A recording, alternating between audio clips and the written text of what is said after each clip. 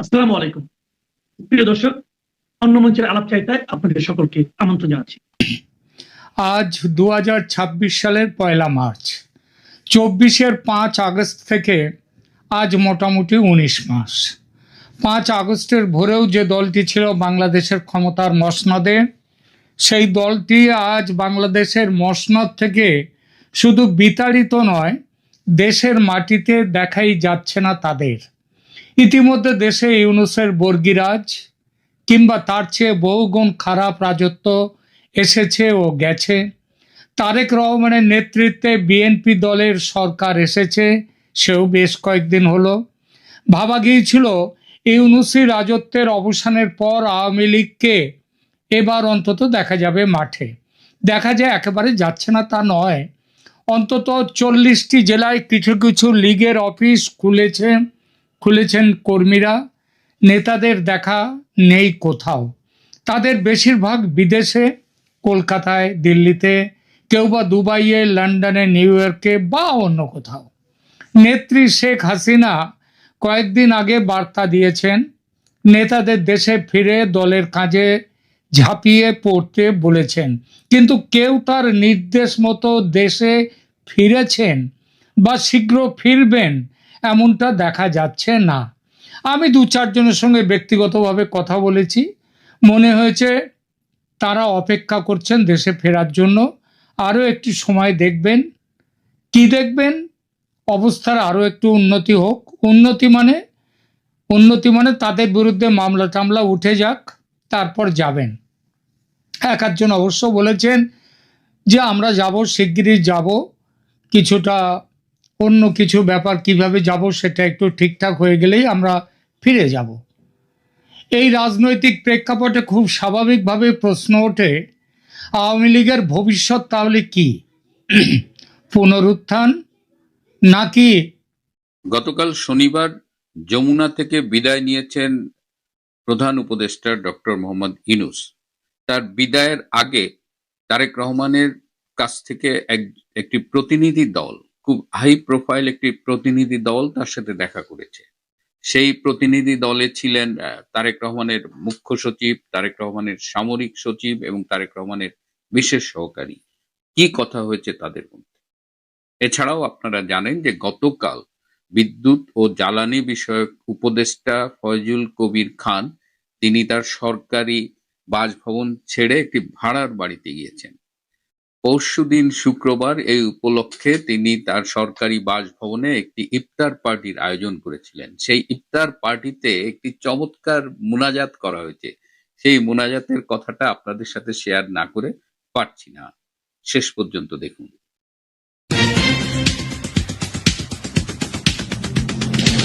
শুরুতেই ইফতার পার্টির কথা বলি। আপনারা জানেন যে পত্রিকায় অলরেডি খবর বেরিয়েছে যে উপদেষ্টারা সরকারি বাসভবন ছাড়তে গড়িমসি করছেন। আসিফ নজরুল তো বলেই দিয়েছেন যে এই বাড়িটার জন্য তার অনেক মায়া জন্মেছে, তিনি সেখানে ছাগল পর্যন্ত পালন করেছেন। আবার তার একটি ছাগল ডার্বি নাসিররা রাতের আধারে চুরি করে জবাই করে খেয়েছে। এরকম নানামুখী ঘটনা এবং মিডিয়ায় যেটা দেখছি যে উপদেষ্টারা এখন পাবলিকদের এড়িয়ে চলছেন। তারা এই পাবলিকদের যে প্রেসার, মবের ভয়ে আছেন। এর মধ্যেই এই ফাজুল কবির খান তিনি ভাড়া বাড়িতে যাওয়ার সিদ্ধান্ত নিয়েছেন এবং এই উপলক্ষে তিনি একটি ইফতার পার্টির আয়োজন করেছিলেন। সেখানে সাবেক উপদেষ্টারা এসেছিলেন, সেখানে ডক্টর ইউনূসের প্রেস সচিব ডাস্টবিন শফিক ছিলেন, সেখানে দুদকের চেয়ারম্যান ডক্টর মোমেন ছিলেন। সেখানে একটা ভালোই মিলন মেলা হয়েছে। তো সেইখানে ফয়জুল কবির খান একটি মোনাজাতের আয়োজন করেছেন। সেই মোনাজাতটা শোনার পর থেকে আমি মনে যে আপনাদের সাথে শেয়ার না করা পর্যন্ত আসলে আমি স্বস্তি বোধ করছিলাম না। সেই মোনাজাতে প্রায় 10টা পয়েন্ট তারা আল্লাহর কাছে উপস্থাপন করেছেন, আল্লাহর কাছে চেয়েছেন। এটা দোষের কিছু না, রমজান পবিত্র মাস, এখানে হাত তুলে আল্লাহর কাছে চাওয়াই যায়। তো তাদের 4-5টা পয়েন্ট আমি পেয়েছি। তো প্রথম একটু বলি। হে আল্লাহ, তুমি বর্তমানে জামাত এবং বিএনপির মধ্যে যে দূরত্ব রচিত হয়েছে সেই দূরত্ব তুমি ঘুচায়া দাও। এই দুইটি দল একই মায়ের পেটে দুই ভাইয়ের মতো, তুমি তাদের মধ্যে সকল মনোমালিন্য ঘুচায়া দাও। আরো বলেছেন, হে আল্লাহ, আমাদের চিফ অ্যাডভাইজার ডক্টর ইউনূস সাহেব গত 18 মাস অনেক কষ্ট করেছেন, তিনি অনেক কষ্ট করে দেশটা চালিয়েছেন, সরকার চালিয়েছেন। যে কারণসমূহের জন্য তিনি ব্যর্থ হয়েছে, সেই ব্যর্থতার দায়ভার থেকে তুমি তাকে মুক্তি দাও।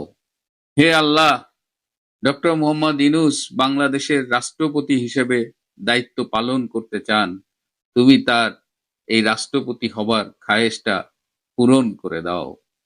হে আল্লাহ, আমাদের বিরুদ্ধে ডক্টর ইউনূসের সরকারের সকল উপদেষ্টার বিরুদ্ধে অনেক অনেক অনেক অভিযোগ উত্থাপিত হয়েছে।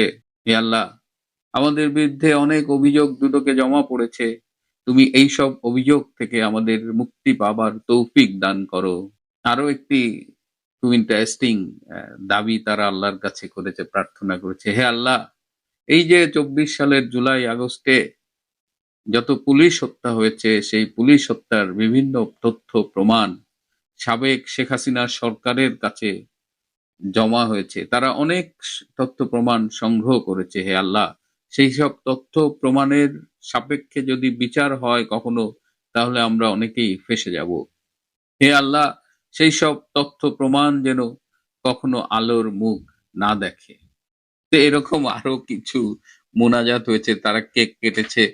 এখন এইসব উপদেষ্টাদের বিরুদ্ধে যে অনেক দুর্নীতির অভিযোগ জমা পড়েছে দুর্নীতি দমন কমিশনে, সেই দুর্নীতি দমন কমিশনের চেয়ারম্যান ডক্টর মোমেন স্বয়ং সেই ইফতার পার্টিতে উপস্থিত ছিল। তাহলে এখানে একটা কনফ্লিক্ট অফ ইন্টারেস্ট দেখা যাচ্ছে, যে কারণে মনে করা হচ্ছে যে দুদকের চেয়ারম্যানই তো তাদের লোক, তাহলে সেই লোক কেমনে বিচার করবে? তাহলে কি করণীয়? যে দুদকের এই চেয়ারম্যান ডক্টর মোমেনকে অবিলম্বে তার পদ থেকে সরাতে হবে। এই যে আমি মোনাজাতের কথাগুলো বললাম, আপনারা হয়তো ভাবছেন যে এটা পুরোটাই রসিকতা। পুরোটাই রসিকতা নয়, পুরোটাই সত্যি।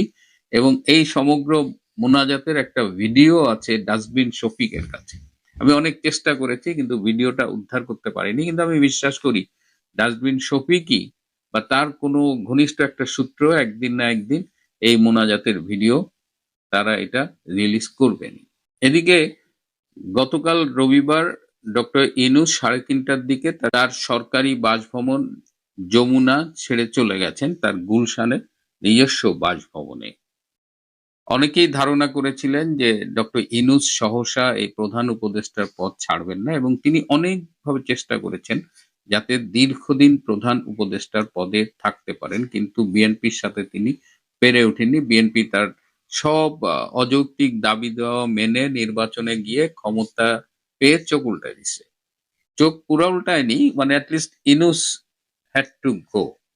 এখন ডক্টর ইউনূস 3:30টায় চলে গেছে। 3টার সময় তারেক রহমানের পক্ষ থেকে একটা উচ্চ ক্ষমতা সম্পন্ন প্রতিনিধি দল তার সাথে দেখা করে। সেই প্রতিনিধি দলে ছিলেন সামরিক সচিব মেজর জেনারেল আবুল হাসনাত মোহাম্মদ তারেক, মুখ্য সচিব এবিএম আব্দুস সাত্তার এবং তারেক রহমানের বিশেষ সহকারী ব্রিগেডিয়ার অবসরপ্রাপ্ত শামসুল ইসলাম। তো সভাপতি এত হাই প্রোফাইল একটা প্রতিনিধি দল কেন ডক্টর ইউনূসের সাথে দেখা করেছেন, এবং এটা নিয়ে যারা এই খবরটা জানেন, এটা মেইন মিডিয়া আমার চোখে পড়েনি, তারা কিন্তু এটা নিয়ে খুব উদ্বিগ্ন ছিলেন। এবং অনেকেরই ধারণা যে বোধহয় এই তারেক রহমানের প্রতিনিধি দল ডক্টর ইউনূসের কাছে গিয়েছেন তাকে ভবিষ্যতে রাষ্ট্রপতি হবার কোনো প্রস্তাব দিতে বা এই সংক্রান্ত কোনো আলোচনা করতে। কিন্তু আমি খোঁজ নিয়ে জেনেছি যে না, ডক্টর ইউনূসকে রাষ্ট্রপতি হবার কোনো প্রস্তাব দেওয়া হয়নি, বরং সম্প্রতি যে রাষ্ট্রপতি শাহাবুদ্দিন আহমেদ চুপ্পু তিনি যে দৈনিক কালের কণ্ঠে 2 পর্বে প্রচারিত একটি সাক্ষাৎকারে ডক্টর ইউনূসের বিরুদ্ধে একাধিক অভিযোগ উত্থাপন করেছেন, এই প্রতিনিধি দল আসলে গিয়েছিল সেই অভিযোগের বিষয়ে আলোচনা করতে এবং সেই অভিযোগ সমূহ সত্যি কিনা, সেই অভিযোগের বিষয়ে ডক্টর ইউনূসের মতামত কি, সেগুলো জানতে গিয়েছিলেন। কারণ আমার সূত্র আমাকে নিশ্চিত করেছে যে ডক্টর ইউনূসের রাষ্ট্রপতি হবার প্রশ্নই ওঠে না, এবং ডক্টর ইউনূস যেন রাষ্ট্রপতি না হতে পারে তার একটা বৃহত্তর পরিকল্পনার অংশ হিসেবেই কিন্তু শাহাবুদ্দিন চুপ্পুর এই সাক্ষাৎকারটি প্রচার করা হয়েছে, প্রকাশ করা হয়েছে। নইলে হঠাৎ করে যে রাষ্ট্রপতি 18 মাস একদম মুখে কুলুপ এঁটেছিলেন, তালা লাগিয়েছিলেন, তিনি হঠাৎ করে এত সোচ্চার হলেন কেন? এটাও একটা বৃহত্তর রাজনীতির অংশ। একটা ছোট্ট খবর দিয়ে আপনারা জানেন যে বাংলাদেশের পররাষ্ট্রমন্ত্রী ডক্টর খলিলুর রহমান সম্প্রতি দিল্লি সফর করেছেন। সেই দিল্লির থেকে তিনি জেদ্দা গিয়েছিলেন বেসিক্যালি। জেদ্দায় গিয়েছিলেন। জেদ্দায় তার উদ্দেশ্য ছিল ওআইসি, যে ইসলামিক কান্ট্রিজ গুলো আছে তাদের সদস্যদের তিনি ইফতার এবং সেহেরিতে দাওয়াত করবেন। কিন্তু শেষ মুহূর্তে তড়িঘড়ি করে তিনি এই ইফতার এবং সেহেরি বাতিল করেছেন এবং তিনি বাংলাদেশে ফিরে এসেছেন। এর কারণ হলো আমেরিকা এবং ইসরায়েল ইরানকে আক্রমণ করেছে এবং ইরান এই মধ্যপ্রাচ্যে আমেরিকান যে ঘাঁটি রয়েছে 5টি দেশে পাল্টা আক্রমণ করেছে। তো এই অবস্থায় ডক্টর খলিল ফিরে এসেছে। ডক্টর খলিল আপনারা জানেন যে জাতিসংঘের একটি পদের জন্য বাংলাদেশ প্রতিদ্বন্দ্বিতা করছে। প্যালেস্টাইনও প্রতিদ্বন্দ্বিতা করবার কথা ছিল, কিন্তু প্যালেস্টাইন বাংলাদেশের সমর্থনে সরে গেছে। কিন্তু এখন মূল প্রতিদ্বন্দ্বিতা হবে সাইপ্রাসের সাথে, এবং সাইপ্রাসকে ভারত সহ অনেক দেশ সমর্থন করছে। এখন দেখা যাক ডক্টর খলিল এবং বাংলাদেশ সেই পদে বিজয়ী হতে পারেন কিনা। প্রিয় বন্ধুরা, এটি মার্চ মাস, অগ্নিঝরা মার্চ। এই মাসেই আমাদের ৭১ সালের স্বাধীনতা ঘোষণা হয়েছিল। এই অগ্নিঝরা মার্চের শুভেচ্ছা সবাইকে। জুলাই গণ অভ্যুত্থানে নিহত পুলিশ সদস্যদের তদন্ত কি তবে থমকে গেল? বিএনপি মহাসচিব মির্জা ফখরুল ইসলাম আলমগীর এক কথা বলছেন, আর স্বরাষ্ট্রমন্ত্রী সালাউদ্দিন আহমেদ বলছেন ঠিক তার উল্টো। আজ সচিবালয়ে স্বরাষ্ট্রমন্ত্রীর একটি মাত্র বাক্য পুরো রাজনৈতিক অঙ্গনে তোলপাড় সৃষ্টি করেছে। তিনি সাফ জানিয়ে দিলেন, আমি এ বিষয়ে কোনো বক্তব্য দেইনি। তাহলে ফখরুল ইসলাম আলমগীর কেন এমন দাবি করলেন? পর্দার আড়ালে কি নতুন কোনো মেরুকরণ চলছে? জানতে হলে ভিডিওটি শেষ পর্যন্ত দেখুন। 2024-এর জুলাই আগস্টে তথাকথিত ছাত্র জনতার সেই গণ অভ্যুত্থান, সেটিও তথাকথিত রেশ এখনো কাটেনি। রাজপথে ঝরে পড়া প্রতিটি রক্তের ফোঁটা যেমন বিচারের দাবি রাখে, তেমনি এই আন্দোলনে আইন শৃঙ্খলা বাহিনীর ভূমিকা এবং ক্ষয়ক্ষতি নিয়েও চলছে নানা বিতর্ক।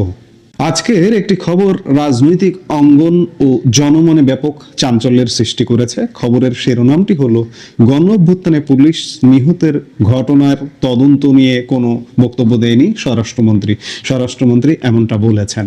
কেন বর্তমান স্বরাষ্ট্রমন্ত্রী সালাউদ্দিন আহমেদকে এই কথা বলতে হলো? বিএনপি মহাসচিব মির্জা ফখরুল ইসলাম আলমগীরের বক্তব্যের সাথে এখানে কেন গরমিল দেখা যাচ্ছে? এবং সবচেয়ে গুরুত্বপূর্ণ বিষয়, জুলাই গণ অভ্যুত্থানে যারা নেতৃত্ব দিয়েছেন তাদের জন্য যে সুরক্ষা অধ্যাদেশ জারি হয়েছে, তার সাথে পুলিশ হত্যার বিচারের সম্পর্ক কি?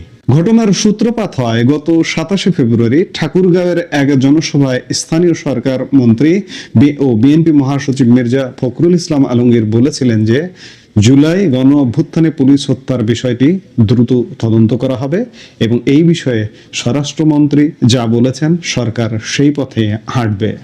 স্বভাবতই প্রশ্ন জাগে, স্বরাষ্ট্রমন্ত্রী আসলে কি বলেছিলেন? কিন্তু আজ সচিবালয়ে সাংবাদিকদের প্রশ্নের জবাবে বর্তমান স্বরাষ্ট্রমন্ত্রী সালাউদ্দিন আহমেদ যা বললেন তা রীতিমতো চমকপ্রদ। তিনি সরাসরি বললেন, আমি এ বিষয়ে কোনো বক্তব্য দেইনি। এখানে দুটি বিষয় লক্ষ্য করার মতো।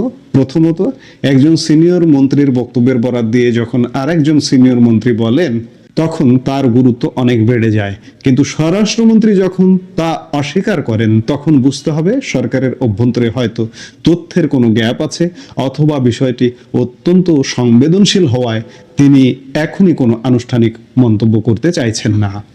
স্বরাষ্ট্রমন্ত্রী স্পষ্ট করে বলেছেন, মহাসচিব কেন এই ব্যাখ্যা দিলেন আমি জানি না, আমি এ বিষয়ে কোনো বক্তব্য দেইনি। এই কথাটির মাধ্যমে তিনি নিজের অবস্থান পরিষ্কার করেছেন যে পুলিশ হত্যার তদন্ত নিয়ে এখনো কোনো সুনির্দিষ্ট গাইডলাইন বা চূড়ান্ত বক্তব্য তিনি দেননি। স্বরাষ্ট্রমন্ত্রী আজ সাংবাদিকদের সামনে সুরক্ষা অধ্যাদেশ এবং জুলাই জাতীয় সনদের প্রসঙ্গ টেনেছেন। স্বরাষ্ট্রমন্ত্রী বলেন, অন্তর্বর্তী সরকারের শেষ সময়ে একটি সুরক্ষা অধ্যাদেশ জারি হয়েছিল। এর ভিত্তি ছিল জুলাই জাতীয় সনদের অঙ্গীকারনামা। আপনারা যারা জানেন না তাদের জানিয়ে রাখি, এই অঙ্গীকারনামায় দেশের প্রধান প্রধান রাজনৈতিক দলগুলোই সই করেছে।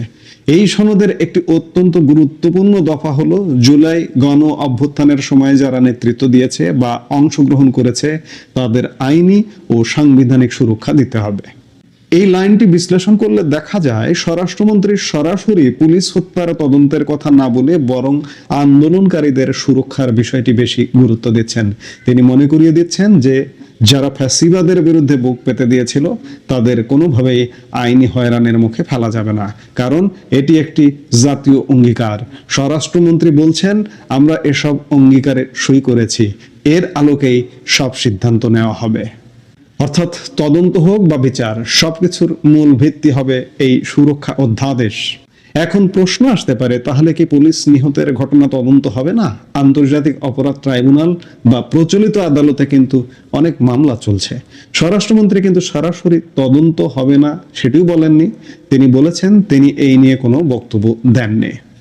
2024-এর জুলাই আগস্টে সরকারি হিসেবে 44 জন এবং বেসরকারি হিসেবে অনেক অনেক বেশি শত শত পুলিশ সদস্য নিহত হওয়ার তথ্য বিভিন্ন গণমাধ্যমে এসেছে। সিরাজগঞ্জের এনায়েতপুর থানায় যে ভয়াবহ ঘটনা ঘটেছিল তা আমরা সবাই জানি। অন্যদিকে পুলিশের গুলিতে প্রাণ হারিয়েছে শত শত ছাত্র জনতা। এই জটিল সমীকরণে তদন্ত করাটা সরকারের জন্য বড় চ্যালেঞ্জ। স্বরাষ্ট্রমন্ত্রী আজ ফায়ার সার্ভিসের অনুষ্ঠান শেষে সাংবাদিকের প্রশ্নের জবাবে যে কৌশলী অবস্থান নিয়েছেন তার মনে হতে পারে সরকার আগে নিশ্চিত করতে চায় যে তদন্তের নামে আন্দোলনের মূল স্পিরিটকে কালিমালিপ্ত করা না হয়। তিনি বারবার সুরক্ষা অধ্যাদেশের কথা বলে এটাই ইঙ্গিত দিচ্ছেন যে আন্দোলনকারীদের কোনো কর্মকাণ্ডকে যেন অপরাধ হিসেবে গণ্য করার সুযোগ না থাকে। বাহ, চমৎকার। বিএনপি যদি এই স্ট্র্যাটেজি নেয় যে পুলিশ হত্যার তদন্ত করবে না, আমি আন্দোলন করব, সহিংসতা করব, কিন্তু করে পুলিশ হত্যা করব, যারা আমার সমাজের শৃঙ্খলা দেয়, যারা আমাদের দেশের আইন শৃঙ্খলা বাহিনী, আমি আন্দোলনের নামে তাদেরকে হত্যা করব, পুড়িয়ে মারব, ঝুলিয়ে মারব, অথচ সুরক্ষা অধ্যাদেশের নামে যারা পুড়িয়ে মেরেছে, ঝুলিয়ে মেরেছে তাদেরকে সুরক্ষা দেব, দায় মুক্তি দেব, ইন্ডেমনিটি দেব। এই স্ট্র্যাটেজিতে যদি বিএনপি থাকে, বিএনপির পতন অনিবার্য, কয়েক মাসের মধ্যেই পতন অনিবার্য। কারণ পুলিশ বাহিনীর ভেতরে এটা নিয়ে ব্যাপক ক্ষোভ আছে। গত 1.5 বছরের ইউনূস সরকারের সময়েও ক্ষোভ ছিল। আজকে যদি বিএনপি মনে করে যে পুলিশের সুরক্ষা দেব না, পুলিশের হত্যার বিচার করব না, আর আমি একদল সন্ত্রাসী জঙ্গির বাঁচিয়ে দেব, জঙ্গিকে, আন্দোলনের নামে সহিংসতা সৃষ্টিকারীদের, তাহলে বিএনপি শেষ। নয়া নতুন বহু চমক দেখছি আমরা, চমক এখানেই শেষ হয়ে যাবে, কয়েক মাসের মধ্যে চমক শেষ হয়ে যাবে। কয়েকটা দিন অপেক্ষা করুন, দেখুন যে ভয়ঙ্কর পরিস্থিতি তৈরি হবে। আজকেও রাজধানী ঢাকা শহরে যখন এই খবরটা ছড়িয়ে গেছে, তখন পুলিশের মধ্যে কিন্তু, বিশেষ করে ট্রাফিক পুলিশের মধ্যে আমরা শৈথিল্যের খবর পেয়েছি। রাজধানী ঢাকায় ট্রাফিক পুলিশকে আজকে রাস্তায় দেখা যায়নি। বিএনপি যদি এই স্ট্র্যাটেজি নেয়, সন্ত্রাসীরা, আন্দোলনকারী তথাকথিত তাদেরকে যদি বিএনপি কোলে তুলে নেয়, বিএনপিকে খেসারত দিতে হবে। এমনি নানা রকম ইতিমধ্যে ভুলভ্রান্তি হচ্ছে। অর্থ নিয়ন্ত্রণ নিয়ে বিএনপি মারাত্মক ভুল করবে। সেটা গভর্নর থেকে শুরু করে অর্থ মন্ত্রণালয়ের সেটআপ থেকে শুরু করে বিএনপি মারাত্মক ভুল করবে। আর পুলিশকে যদি তুষ্ট না করতে পারে, এই পুলিশ বিএনপিকে সহযোগিতা করবে না। এই পুলিশ দিয়ে আইন শৃঙ্খলা রক্ষা করা কঠিন হবে নিঃসন্দেহে। স্বরাষ্ট্রমন্ত্রী আজকে আরেকটি কথা বলেছেন, এখানে তথ্যের ভুল আমারও হতে পারে বা যেটি হোক, সেনাবাহিনীর 28 ফেব্রুয়ারি পর্যন্ত ম্যাজিস্ট্রেসি পাওয়ার নিয়ে মাঠে থাকার কথা ছিল। অর্থাৎ গতকালকের পর থেকে সেনাবাহিনীর আর ম্যাজিস্ট্রেসি পাওয়ার নেই। ম্যাজিস্ট্রেসি পাওয়ার ছাড়া সীমিত পরিসরে সেনাবাহিনীর কিছু অংশ মাঠে থাকতে পারে এবং তারা সেই অংশটি কবে উঠবে সেটির সিদ্ধান্তের কথা বলেছে। আমরা যতদূর জানি সেনাবাহিনী অলমোস্ট উঠে গেছে। কিছু সীমিত পরিসরে আছে ম্যাজিস্ট্রেসি ছাড়া, তারা হয়তো খুব অল্প সময় উঠে যাবে। কিন্তু পুলিশকে যদি আস্থায় নিতে না পারে সরকার, তাহলে এই পুলিশকে দিয়ে আইন শৃঙ্খলা রক্ষা করা কঠিন। অর্থনীতি যদি ঠিক না করতে পারে, আইন শৃঙ্খলা যদি ঠিক না করতে পারে, দ্রব্যমূল্য যদি ঠিক না করতে পারে, এই তিনটি বিষয় একটি সরকারের জন্য একটা বিশাল বিস্ফোড়া হবে এবং ওই ফোড়ায় ওই সরকারকে মেরে ফেলতে বাধ্য। এখন দেখার বিষয় যে পুলিশের হত্যার তদন্ত নিয়ে এই ভেলকিবাজি, বিএনপি মহাসচিব এক কথা বলছেন, স্বরাষ্ট্রমন্ত্রী আর এক কথা বলছেন, এই এক কথা আর এক কথা কিন্তু আপনাদের রক্ষা করবে না। আপনাদের সিদ্ধান্ত নিতে হবে আপনারা কাদের সুরক্ষা দিতে চান। আপনারা সেসব সন্ত্রাসীদের যারা আমাকে নিরাপত্তা দেয়, আইন শৃঙ্খলা বাহিনী, তাদের হত্যার আপনি বিচার করবেন না, আপনি সন্ত্রাসীদের সুরক্ষা দেবেন। আপনি যেটা ভালো মনে করেন সেটাই বেছে নিন, সময় সবকিছু বলে দেবে। আমরা সেই সময়ের অপেক্ষায় আছি নিশ্চয়ই। এই মুহূর্তে এ পর্যন্ত।